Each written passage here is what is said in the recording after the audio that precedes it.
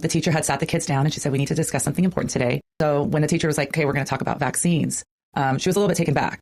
From there, it just escalated. She started speaking to the kids and she started mentioning random names. She told those names, these are my vaccinated kids. So the kids that she had mentioned were the vaccinated kids and they were allowed to stay in their seat. Then she said, with the rest of you children, you are my unvaccinated kids, and we need you to get up from your desk and stand in a single line. In fact, I think CTA donated to our teachers union like over $26,000 with my name on it for a recall. I think they donated over $70,000, but the teachers union's PAC used, I think, $26,000. Well, actually, we can all agree that ideologies should be placed at the home, right? When you actually start putting them back into the home and not into our school system, I think that's where we can find common ground.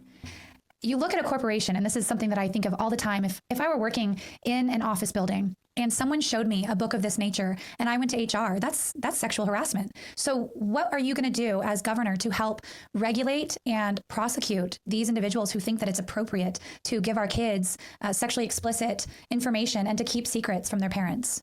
Yeah, so we have a policy here. It's a zero tolerance policy, and we have already arrested school administrators and officials for failing to protect our kids. Are that homeschool children score between, I think it's 18 and 25% better on standardized tests, better than government educated children across the board. Blocking parents from their kids' educational records. Like, that's California's under investigation for that now, right? With the FERPA.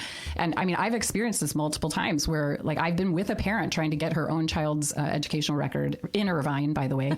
So this video plays on loop and it's a woman with a mad face holding up an American flag that's missing 28 stars to represent the 28 states that passed laws basically protecting public school children. Let's be real. But that upsets HRC. So they have their reality flag. It's missing 28 stars. And then it loops to another part of the video where people are holding up protest signs in front of the Supreme Court saying, I will aid and abet abortion.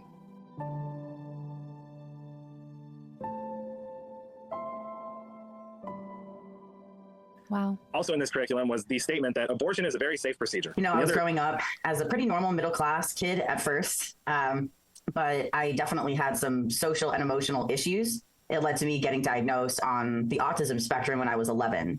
And I never really got assistance at school or other resources for that. Instead, my parents sort of bought into the medical model that says that you'd have a chemical imbalance, or if you're experiencing depression or anxiety, it's something genetic and not something sociological. But in reality, what was going on at home was there wasn't just, this internal kind of neurological thing. There was actually abuse going on in the home from my father. There's psychological, emotional, and verbal abuse. And that led to my self-esteem being destroyed. And I was already a sensitive kid, quirky, not really fitting in with my peers, girls or boys. And so I was especially vulnerable to the trans ideology that says that if you feel different, then maybe it means that you're not meant to be your sex. And ours, the one that was taught to my son, was a required English reading class. Oh, it was as well. So yeah, there's so many to choose from. Why that, and why not tell the parents what's in it? Because every child is going to react to that content differently. Every family has different family values. Every kid might really have some, especially like the book where somebody's being molested. What if a child in that class is being molested? This is like trauma that's going to come up maybe for a child. Is that teacher a certified counselor? Are they a psychologist? Do they have the background skills, the licensing to be able to then counsel and talk the kids through those situations? That seemed incredibly inappropriate and really out of their wheelhouse for these teachers to be enforcing and expecting the kids to be able to cope with these very big, very deep, very real issues. According to the World Health Organization, sexuality education must now include teaching children about a range of topics, including things like gender identity, sexual orientation, eroticism, pleasure, fantasies, desires, beliefs, attitudes, and even values. In other words, comprehensive sexuality education, or CSE, is about moral reframing. And while SEL pretends to bring a child's parents along as partners, they fall in a distant third place on the castle wheel behind both schools and classrooms, both of which take center stage away from parents' prying eyes. As mentioned, SEL also advances what's known as the whole child, a concept adopted by an increasing number of private and government agencies, including the Centers for Disease Control and Prevention. According to the Learning Policy Institute, whole child education centers around education strategies that recognize the connections between children's social, emotional, cognitive, and academic development, as well.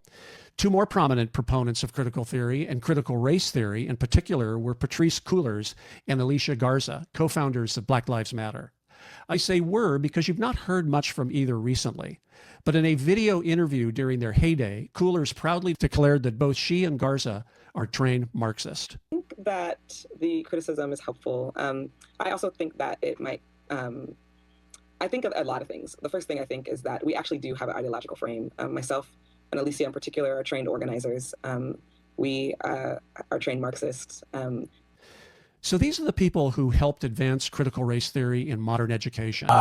Parents don't need to justify their religious beliefs. And how I also mentioned the Mahmoud case, Mahmoud v. Taylor. I was curious about your opinion on what impact that decision is going to have on this case, where the Supreme Court ruled that schools must offer opt-outs to parents of objectionable material being presented to their children. And I know that was I think that was a First Amendment free exercise case, not a 14th Amendment case. But does it have any bearing in this case? Oh, yeah, absolutely. It certainly does. I mean, our point of view was this case, the legal theories and the claims as analyzed by the court, we're going to be upheld on appeal if they were going to be appealed. But now that there's the Mahmoud analysis by the Supreme Court, I think there's no question that ultimately whatever ruling is handed down in the trial court will ultimately be affirmed at the Ninth Circuit. I mean, the case is almost a done deal at this point under that analysis because it's so strong of a ruling under the First Amendment. So we were up in Silicon Valley. It was the revealing of the iPhone 17 at Apple Park, which is like a big stadium in Silicon Valley, technically Cupertino. And this team, they've been trying to work with Apple for years. This is a point of contention. Apple hosts child sexual abuse material in the iCloud. Now, there are known images. So there's images of children that exist online that have been reported to law enforcement. And there are tools to scrub the internet. Once it's been reported to law enforcement, there are certain take it down tools that can get that image off. But the images end up back online because people, pedophiles, share them from their phones and have them in iCloud and save them there, and then they re-upload them. So these victims are re-victimized over and over, no matter how well these other tools work. So what are some other apps that are harmful that parents should be aware of and why? And then after that, can you share maybe some apps that parents can use to safeguard their kids' devices, cell phones, laptops, iPads, whatever that may look like? Yeah, so some of the gaming apps are some of the worst, and some of the messaging apps, so like Discord, Roblox, obviously Snapchat. I knew you were going to say Roblox. Yeah, Roblox, that was the one that, our daughter was on. And, a lot of what parents don't know is that they can turn on their location. And if a child doesn't know to keep their location off, the predator actually could pinpoint where that child is. Your thoughts and behaviors are not in touch with external reality. So they talk about this mental health crisis when actually they're the contributors of creating a mental health crisis where their thoughts and behaviors are not aligning with external reality. In fact, I even tried another crisis hotline. It was teenline.org, where teenagers are counseling teens between the times of 6 to 9. And I said, I think my feelings, it's all based on your feelings. Okay. I'm feeling that I'm a vampire cat. I wanted to see how outrageous I could get. Yeah. And they said, your feelings are never wrong. Okay. And they said, whatever you feel is good, is right. Don't feel any shame about that. Well, if I identify as a bird, okay, does that mean that I could jump off a 6-foot building and think, my arms are going to turn into wings and plummet to my death? Right. So how is this actually preventing suicide? I think it's doing the opposite. And you can take it even into a bank robbery. If I go and rob a bank, but I identify as someone that's innocent, does that mean that I can get away with that money? Right? I mean, that's how, in my opinion, that's how ridiculous that sounds. And so when the school district put me on paid administrative leave and investigated further, they basically gave me an ultimatum of, we will allow you to come back to work. We've finished our investigation, but you under this plan of assistance and directives.